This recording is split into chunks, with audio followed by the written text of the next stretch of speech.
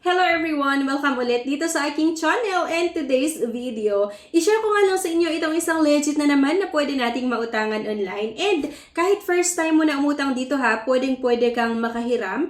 Unlike kasi dun sa iba na kailangan mo pang i-download yung app, gamitin yung ibang feature nila bago ka pwedeng makautang. Pero dito mga beshies, kahit first time mo lang or ngayon mo lang i-download yung app, pwede mong i-try na umutang sa iba't ibang klaseng loan na ino-offer nga nila.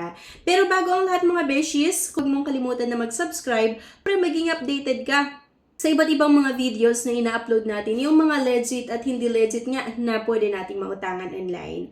Okay, so let's get back to the topic mga beshies. And here nga, itong Cashmart Personal Cash Loan. So by the way mga beshies, itong Cashmart, may iba't ibang klaseng loan po na ino-offer. Merong salary loan, merong personal loan, merong car loan, at OFW loan. So pwede nyo i-explore itong pautangan na ito. So ilalagay ko na lang din yung link sa comment section. So itong Cashmart Personal Cash Loan mga beshies ay napakadali lang din po makahiram dito at napaka-minimal lang din yung requirements. And alam nyo ba mga beshies, ang isa sa mga nagustuhan ko dito sa Cashmart Personal Cash Loan ay pwede siya sa mga employed and kahit sa mga commission-based employees, pwede na umutang dito. Ganon din sa mga self-employed and business owners, pwede pa rin makahiram dito nga sa Cashmart Personal Cash Loan. At for taxi and grab drivers, aklain mo yun mga beshies, para sa mga taxi and grab drivers, pwede pa rin makahiram dito.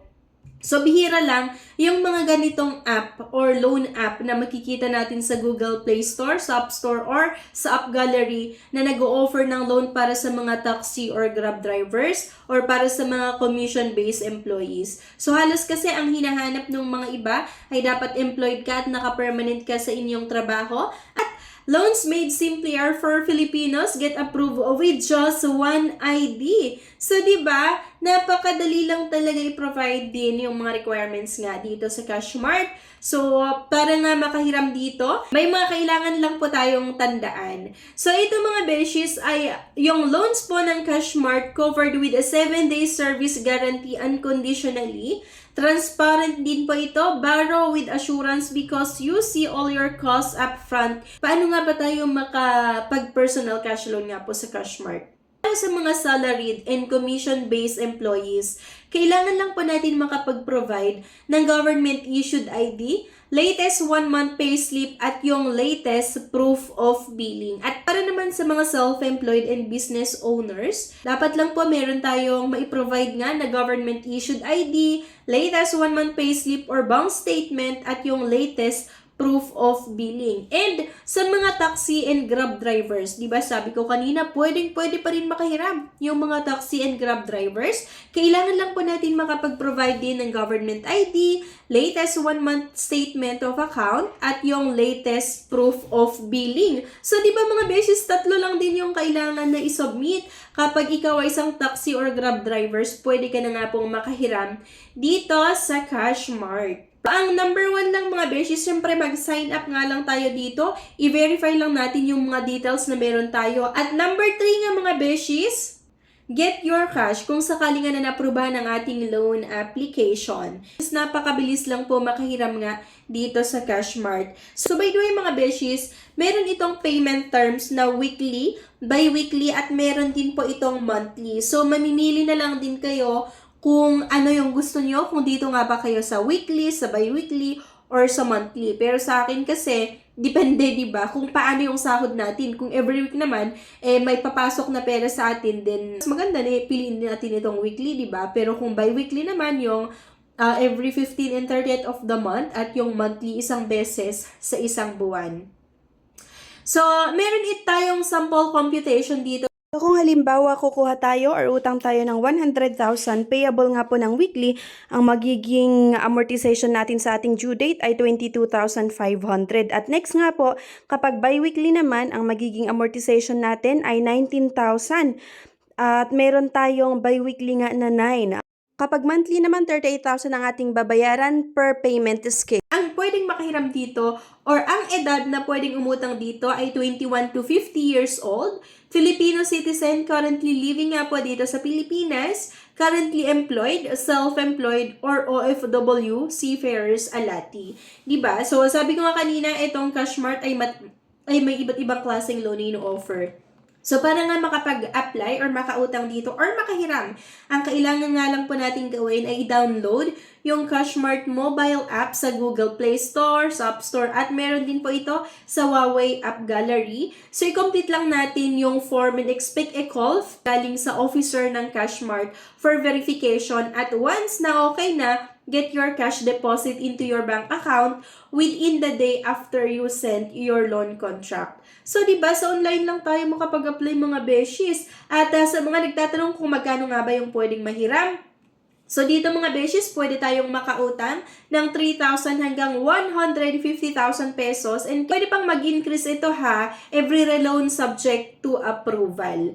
Ano ba katagal yung pag-process ng Cashmart ng loan application? So, once na na-submit nyo yung kompletong mga requirements, pinaprocess din naman po agad-agad nila yung loan application nyo. Once nga na you have filled up all the information in your application form, and syempre, nagbigay po kayo ng active email and mobile number. Nasagutan niyo po yung verification call mismo galing sa officer nga ng Cashmart. At nag-send po kayo ng clear copy ng inyong mga IDs and yung mga supporting documents nga. Your character references knows that they are receiving a call from our agent to verify relationship. So, by the way, dito mga beshes pala, same lang din naman yung sa ibang mga bank na kapag mag-apply po kayo ng personal loan, minsan po talaga tinatawagan nila yung personal references na nilalagay niyo doon sa application form. Huwag po kayong mag-alala kasi ang tinatanong lang naman ng officer ni Cashmart ay kung kilala ba kayo na nanghiram. So, di ba minsan kasi may mga umuutang na medyo may pagkaloko-loko, yung tipong nagbubuo lang or gumagawa lang ng number. So, dito talagang minamake sure nila kasi nga legit siya. Doon lang din sila magbe-base ng amount na i-approve nila doon sa mga requirements at doon sa application form na na-submit nyo. Kaya minamake sure po nila na legit lahat yung nilagay nyo nga po sa application form. Okay? Kung sakali na na-approvehan nga yung loan application mo and nakapag-sign ka na ng contract na ipadala mo na sa Cashmart yung kontrata, 1 working days lang po ay papasok nga yung pera.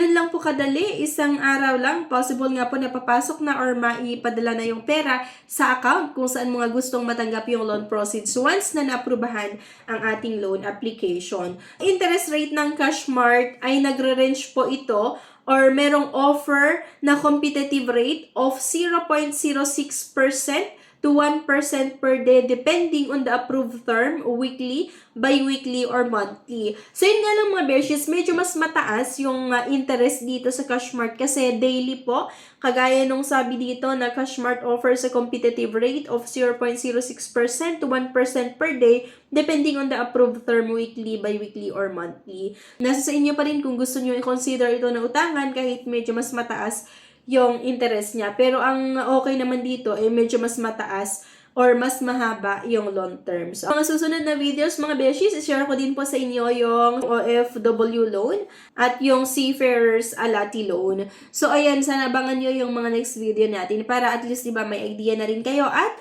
kung sakali na meron kayong kakilala na naghanap ng pwedeng mautangan online, diba, at least meron kayong may recommend. Ayan lang mga beshies. Anyway, thank you for watching. Please don't forget to click the subscribe button. Sana i-like nyo din po yung video at huwag nyo kalimutan na i-share. Thank you guys at see you on my next vlog. Bye-bye!